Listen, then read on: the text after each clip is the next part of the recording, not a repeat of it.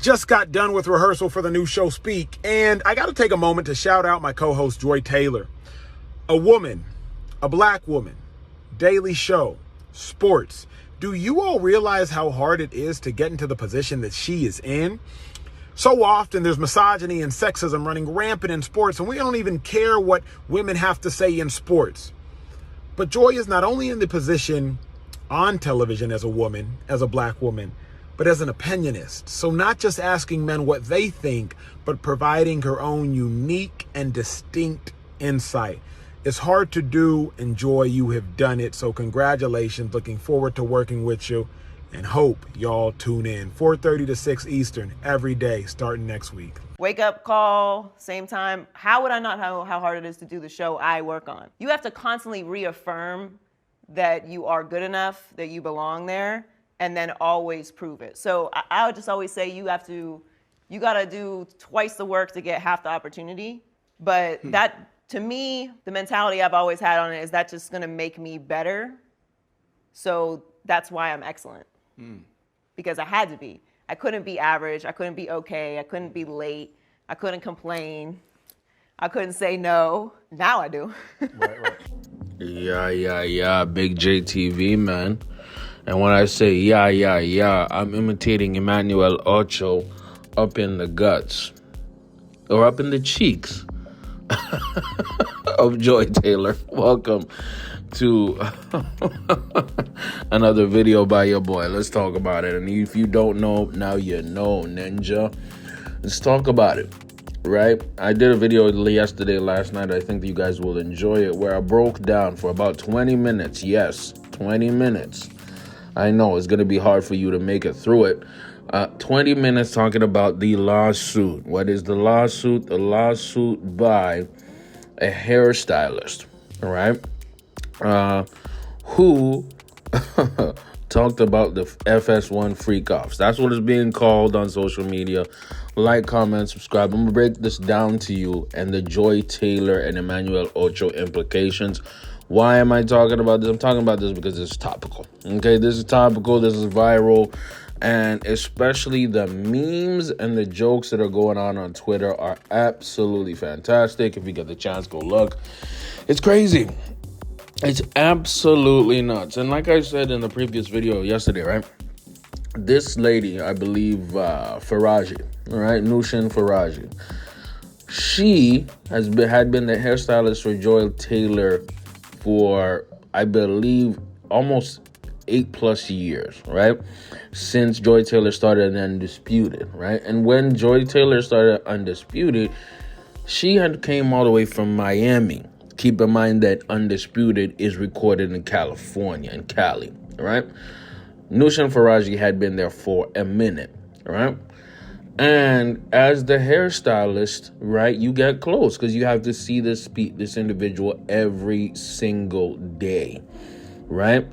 And in order for, you know what I mean, to work or somebody to get in a position like that, you get close and you talk intimately. So Joy Taylor and the hairstylist were friends. When I say were, I'm talking about the past tense, okay? And during this time, right, it was when Undisputed started, and Joy Taylor introduced the hairstylist to Charlie Dixon. Okay, now you're going to look on the screen, you're going to see a very ugly white man. You're going to see a Shrek-type figure. I'm sorry for posting that in front of your face. But this ugly Shrek figure is the boss of bosses, man. He is the executive vice president of content and stuff like that. He's the person who's signing the checks. He's the senior executive. The hairstylist did not know that, okay? And over time, the hairstylist Faraji realized, right, that the reason Joy Taylor was getting a job at Undisputed as a moderator, which shocked Skip Bayless. Skip Bayless was like, what? I don't want this woman to moderate the show, because she had very little to no experience. Joy was coming from Miami Sports Talk Radio, and she was also a bartender, right?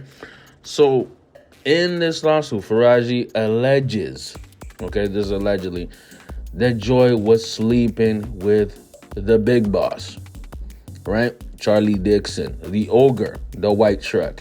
So White Shrek, I know, was getting the yams. Sweet yams. Or maybe the tatas or melons, whatever you want to call it. Joy Taylor does not hesitate to show them off. So at this point, right, she told I'm talking about the hairstylist. She told Joy Taylor, hey man, this is a dangerous game. Be careful what you're doing. Joy seemingly said, hey, all good. Don't worry about it. Okay. And then a little bit later, the hairstylist, right, alleges that the Charlie Dixon guy was trying to holler at her.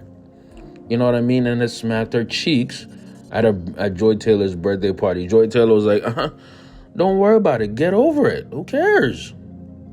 Keep in mind, this is their boss. This is their super boss. Okay? Now, this gets even more crazy and shady and spooky, hilarious. Shout out to Lefty Gunplay.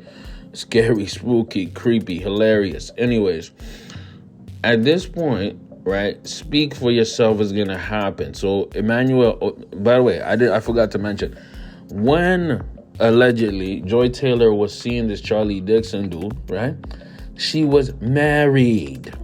Yeah, let me repeat. Joy Taylor was married to a man in Miami, right, while she was dealing with Charlie Dixon, the boss. So, guess what? The FS1 freak-offs were going down, and then the husband came to visit in LA, saw what was going down, and said, yeah, we're getting a divorce. I'm not going to have a wife who's cheating on me with the White Shrek, the White Ogre. So at this point, right, this is a few years later. Keep in mind, the hairstylist is still doing Joy's hair. Joy Taylor goes out to dinner with Emmanuel Archo. And the hairstylist is there, right? Over time, the hairstylist discovers that Joy is sleeping also with Emmanuel Archo. Yes, I know. Very surprising because Archo is he's a dweeb, man. He's a dweeb. Let's stop playing, man. He's a Poindexter. This dude is some Carlton Banks-ish, but whatever it is. Emmanuel Archo apparently was hitting the yams. And guess what happened right soon after? Right soon after he was clapping them cheeks, right, Joy Taylor appeared as a host for Speak for Yourself. So it seemed like a promotion. Keep in mind, this was the time that Emmanuel Archo himself had been, in a sense, promoted to be the head, or at least the main guy at Speak for Yourself. Keep in mind, before, it was Jason Whitlock. Before, it was Marcellus Wiley. Before that, even Colin Cowherd. So, logically, the hairstylist's like, it's getting scary, spooky, creepy, hilarious. Not that hilarious. She's saying, yo, you are sleeping with the big boss and you're sleeping with a semi-boss. Don't be doing this. You're sleeping with the White Ogre and you're sleeping with Carlton Banks. Don't do this. You know what I mean? It's gonna get weird, right? And she says, at least this was alleged. Joy Taylor says, hey, don't worry. I'm in a powerful position now, but if anything was when the White Ogre, Charlie Dixon, becomes less useful to me, I will make allegations that he forced himself on me. So Me Too allegations.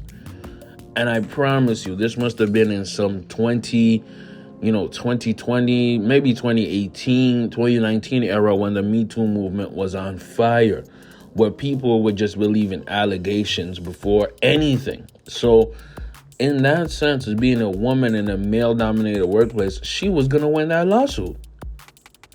She was going to win whatever she claimed. I personally believe she was going to win. Now, look, all of this, everything I just said to y'all, it was funny. I hope you're entertained. But it was allegations. So this has to be proven within a court of law. Is it more likely true than not? I'm going to say there's a lot of truth in here, man. I don't think there was a lot of lies. It seems credible to me. We need to hear the other side. And Fox Sports itself said they know the lawsuit's going on, but they're not having any comments about it. Social media is going crazy. Joy Taylor is super active on social media, talking about Twitter and IG, and she hasn't said nothing. Ocho was quiet as a church mouse, even though he talks a lot of nonsense on Twitter. All parties have been kind of quiet, except Skip Bayless. Skip Bayless was giving analysis on his YouTube channel about the Cowboys, which I kind of salute, because as crazy as this lawsuit sounds, Skip Bayless probably has been advised not to talk about it, right? And why would he talk about it? It's going to affect the lawsuit. What do I think? Again, my analysis is people are going to get suspended, man. I don't think Skip, I don't think Acho, I don't think Joy are going to get fired. I think they're going to get suspended. I think they're also going to settle, right? Because this is a PR nightmare and a disaster, okay? My thing is, this happens every single day in corporate America. Now, is it right? Is it ethical? No. Is it a fireable offense? Absolutely. But when you have enough power, especially in a business such as, television, and it's such few jobs in that industry, I think Acho and Joy are going to survive. I think they might get suspended for a week or two, but they ain't coming back. These are seem like adults who wanted to sleep with each other. That's it. Right? This is the FS1 freak off. Now, the problem is, the biggest problem here, I think, is if it's true that Joy Taylor was planning to do a manipulation play, that if she ever got in trouble, she would accuse Dixon of some kind of, Me Too sexual harassment type deal. That is dirty. And also, the person most likely to get fired here is also Charlie Dixon, because he is sleeping with subordinates or having with sexual relationships or trying to have sexual relationships with people underneath him in a power structure dynamic. Unethical. You know what I mean? Morally, in a sense, wrong.